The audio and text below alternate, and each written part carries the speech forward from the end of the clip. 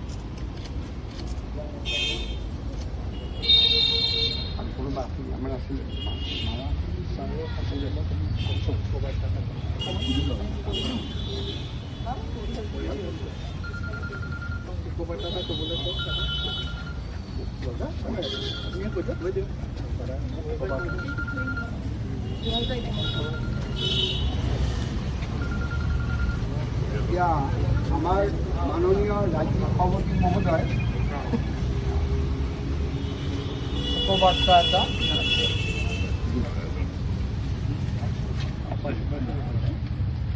এগৰাকী অত্যন্ত সমৰ্পিত জ্যেষ্ঠ নেত্ৰী, অসমৰ সমাজ সাহিত্য আৰু জাতীয়তাবাদ তথা ৰাষ্ট্ৰীয়তাবাদী ৰাজনীতিৰ এগৰাকী কাণ্ডাৰী সদৃশ। ভাৰতীয় জনতা পাৰ্টীৰ ৯৬ চনৰ নগাঁও লোকসভাৰ প্ৰাৰ্থী এগৰাকী চিন্তাবিদ, লেখক, সাহিত্যিক ৰেখা শৰ্মা বাইদেউৰ মৃত্যুত আমি বিজেপি পৰিয়াল গভীৰভাৱে মৰ্মাহত হৈছোঁ, শোকাহত হৈছোঁ। আৰু আজি আমি নগাঁও জিলা কাৰ্যালয়ত বাইদেউৰ প্ৰতি আমি তেখেতৰ নিথৰ দেহত আমি পুষ্পাঞ্জলি অৰ্পণ কৰিলোঁ, তেখেতলৈ শ্ৰদ্ধাঞ্জলি নিবেদন কৰিলোঁ।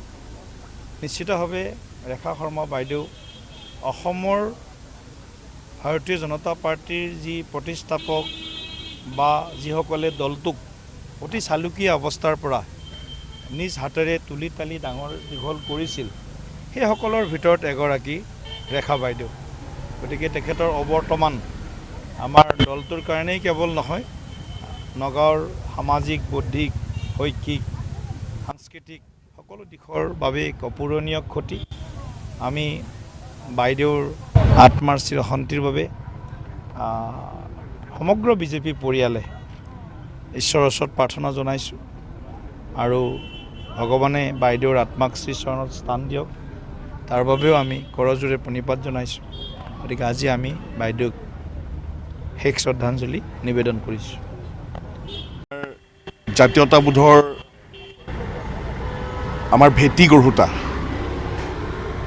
ভাৰতীয় জনতা পাৰ্টীৰ জ্যেষ্ঠ নেত্ৰী ৰেখা শৰ্মা ডাঙৰীয়ানীৰ বিয়োগত আমি অত্যন্ত মৰ্মাহত হৈছোঁ আৰু তেখেতক আজি আমাৰ ভাৰতীয় জনতা পাৰ্টীৰ নগাঁও জিলা কাৰ্যালয়ত আমি শেষবাৰৰ বাবে তেখেতক শ্ৰদ্ধা তৰ্পণ কৰি আমি শোকত ম্ৰিয়মান হৈ পৰিছোঁ। আমি ভাৰতীয় জনতা পাৰ্টীয়ে এগৰাকী সবল নেত্ৰী আমি হেৰুৱাইছোঁ। তেখেতৰ বিদেহী আত্মাৰ প্ৰতি সমবেদনা জ্ঞাপন কৰাৰ লগতে শোকসন্তপ্ত পৰিয়ালবৰ্গক আমি সমবেদনা জ্ঞাপন কৰিছোঁ আৰু প্ৰভু ভগৱন্তই তেখেতৰ আত্মাক সদগতি যাতে লাভ কৰে তাৰ কাৰণে ঈশ্বৰৰ ওচৰত আমি প্ৰাৰ্থনা জনাইছোঁ।